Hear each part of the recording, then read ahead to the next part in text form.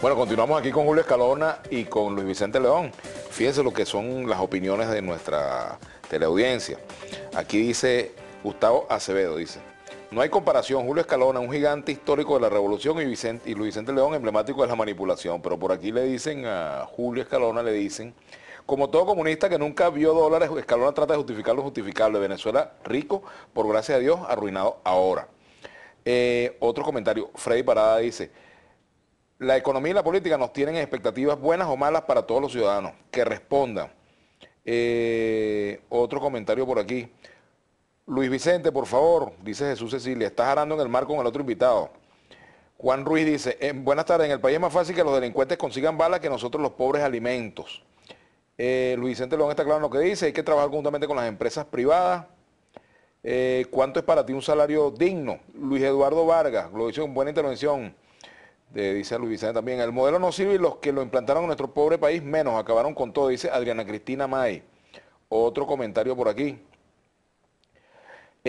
Chávez por siempre dice: buenas tardes, caballeros, fueron acertadas las declaraciones que daba el doctor Uslar Pietri, gracias.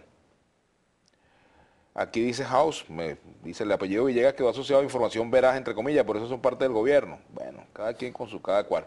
Juan Dos Santos dice: escuchar a Julio Escalona, lo primero que se nota es imposible defender lo indefendible, el gobierno es inviable económicamente. Saludos al comandante guerrillero Julio Escalona. Andrés Caracas: mientras los socialistas no comprendan que el capitalismo va de información e incentivos, nunca comprenderá su dinámica. Bueno, continuamos acá.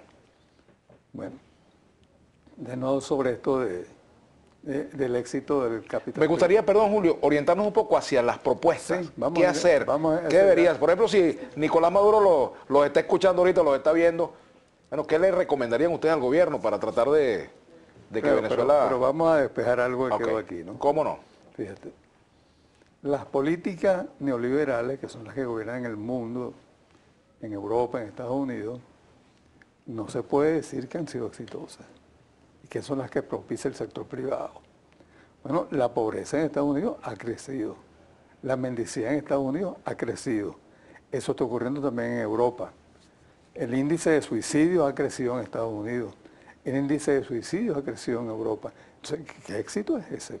¿No? Bueno, Julio, pero es incomparable, aún así, con todos los problemas, la verdad es que comparar la situación económica de Estados Unidos o de Europa con la situación económica de Venezuela es simplemente incomparable. Yo no estoy haciendo esa comparación. Sí, pero es que en Venezuela y en Argentina los países se han ido por el barranco y allá hay problemas. No es verdad que se han ido por el barranco, ya vamos a ver que eso no es cierto, ¿no? Pero quiero dejar establecido que eso de blanco y negro, de que aquí es una maravilla y que allá no sirve para nada, no es cierto, pues. O sea, lo cierto es que la crisis que hay en el mundo no es provocada por el socialismo. ¿Está claro con eso? No es. Absolutamente. O sea, el socialismo no ha provocado esa crisis.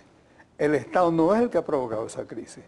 Porque como tú bien lo sabes, en el mundo domina eso que se llama sector privado. Bueno, el sector privado está acabando con el ambiente, está acabando con el planeta, está acabando con la naturaleza. O sea, el cambio climático, la pérdida de diversidad biológica, eso es algo que está, eso no puede agarrar una cuenta de entrada. Esa cuenta de entrada es la acumulación de capital y otra cuenta de salida que es la destrucción del planeta. Hay una total interrelación entre una cosa y otra. Entonces, ¿cómo hacemos para que eso cambie radicalmente? Yo en ese sentido, no digo entonces que lo que pasa es que hay que darle más poder al Estado. No, yo creo que hay que darle más poder a la sociedad. Hay que darle más poder a la gente. Y yo creo que uno de los problemas que hay en Venezuela no es el problema del sector privado, es el problema que la gente, el pueblo, ha perdido poder. Ha ganado mucho, ha ganado en beneficios sociales, sin duda, ha ganado en que hoy día hay una conciencia política mayor, tanto en el chavismo como en la oposición. Es decir, si en un periodo de la historia de Venezuela ha habido un crecimiento de la participación política, es este periodo, y eso es innegable. Si en algún periodo Venezuela tiene un peso importante internacional, es este, y se expresa en el resultado de Naciones Unidas. Entonces, ahora puedo referirme a la segunda parte de lo que me dijiste. Bueno, rápidamente propuestas concretas al gobierno para que Luis Vicente también haga su intervención. Ok, fíjate, yo creo varias cosas, ¿no?, sobre esto. La primera cuestión que yo señalo es que hay que comenzar por la revisión del modelo petrolero. Porque si no se revisa y se revoluciona, no solamente revisar, revolucionar el modelo petrolero, no hay salida. Sea cual sea la propuesta que sea en el campo monetario, fiscal, etcétera, al final, dentro de 5 o 10 años, terminamos en el mismo ciclo. Entonces, eso es lo primero. La segunda cosa que está asociada al modelo petrolero es la corrupción. Yo estoy totalmente de acuerdo. Yo creo que hay que buscar un mecanismo completamente distinto de hacer las cosas. Creo que el tema petrolero no ha estado bien manejado. Podemos tener diferencias sobre qué es lo que significa eso, pero creo que es clave moverse hacia un proceso, ¿no? Yo, por ejemplo, creo que Venezuela tiene que abocarse inmediatamente a incrementar de manera agresiva su producción petrolera. Creo que además la participación privada, internacional y local es clave. Creo que además la participación de la gente en la propiedad del petróleo tiene que aumentar de manera que se sienta vinculada e identificada. Yo creo que esos cambios tienen que venir. Ahora, mientras tanto, mientras hacemos eso... el mientras tanto es importante. Lo primero es que, y creo que Julio lo colocó en la mesa al principio y totalmente de acuerdo, es absolutamente claro que tenemos que mover de inmediato el precio de la gasolina porque estamos tirando a la basura cerca de 7.000 millones de dólares de costos directos, más cerca de 8.000 millones de dólares en costo de oportunidad para subsidiar sin necesidad, porque además es un subsidio mal planteado, que es completamente regresivo, es totalmente loco. Aumento de la gasolina y unificación cambiaria. Yo creo que el tema ¿son suficientes? No es suficiente. Yo creo que tú tienes que tener un tema con la gasolina, tienes que reconocer la depreciación en el tipo de cambio. Eso no es un tema.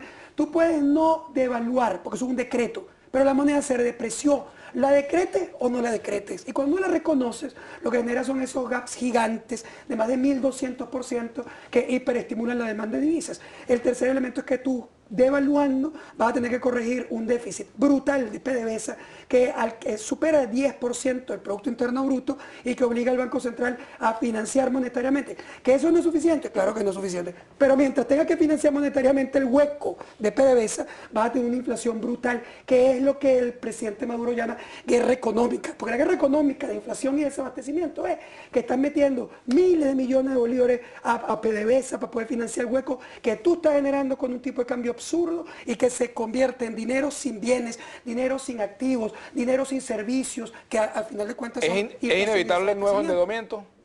Yo creo que nosotros vamos a un endeudamiento. Es decir, es imposible evitarlo porque a corto plazo, con estas magnitudes que tienes, vas a tener, incluso para poder corregir, vas a tener que pedir recursos. Julio.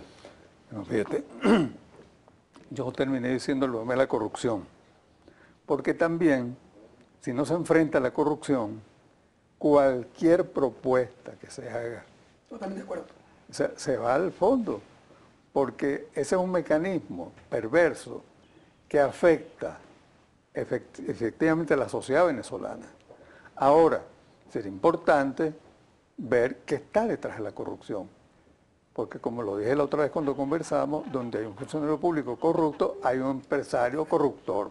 Entonces, esta es una alianza entre el sector privado y el sector estatal que solo se rompe si se le da de verdad participación al pueblo. Si eso que establece la Constitución de democracia protagónica y participativa se hace efectivo. Y para esto es muy importante romper la polarización tal cual como está hoy, porque eso se expresa incluso en los tweets. Si nosotros no logramos efectivamente unir a la gente que en Venezuela, que está aquí y está allá, que cree en un país mejor, tampoco hay solución. Porque siempre la gente va a estar viendo a través del prisma de una realidad que no tiene encuentro, porque hay un mundo que ve un sector de la sociedad y otro mundo que ve otro sector de la sociedad. Pero en el centro, que no es en términos políticos, se va formando una opinión que no encuentra expresión, que no encuentra salida. Tenemos que hacer la pausa, pero antes vamos a leer algunos mensajes por aquí. Roberto Machado, ¿por qué los afectos al gobierno le ponen adjetivos y rimbombantes al tratar de explicar las tortas que ponen? Carlos Ortega Fermín, solo vemos con el sueldo mínimo que no se compra nada y Sundep no, Sundep son, bueno, hace un calificativo aquí, ¿no? Otro comentario. Se supone que Chávez iba a terminar con los vicios anteriores que han hecho en 16 años Miriam. Jesús Eduardo Jaime, este 6 de noviembre se cumplen 16 años del triunfo de Chávez en su primera elección y León lo dio perdedor. y después no pegó una. Juan Ruiz. Eso es mentira, ¿no? ¿Ah? Eso está diciendo Además, se puede Eduardo. mostrar, lo puede ver directo. Data Analysis tiene la tasa más alta de efectividad en proyección electoral en toda Venezuela, en su historia. Aquí dice Juan Ruiz, ellos regulan el azúcar, maíz a nuestros campesinos e importan los mismos productos más caros, se refiere al gobierno. Si la información que se posee es de que garantías jurídicas son débiles, ese riesgo debe ser compensado vía el precio del bien, dice Andrés Caracas. Víctor José, saboteo económico y guerra económica son una cortina de humo para justificar la inflación. Vladimir Maldonado, Luis Vicente, los que amplifican las mentiras son personas, bueno, como tú dices. Lácteos Los Andes no está quebrada, sigues mintiendo. Qué buena la intervención del señor Luis Vicente, expropiense, destruyanlo, dice Adriana Cristina May. Aquí incluso podrán dolarizar los salarios y aún así, si no producimos, la crisis se agudizará, Luis Roberto Salinas. Vamos a la pausa, ya venimos para la parte final, las conclusiones de esta conversación.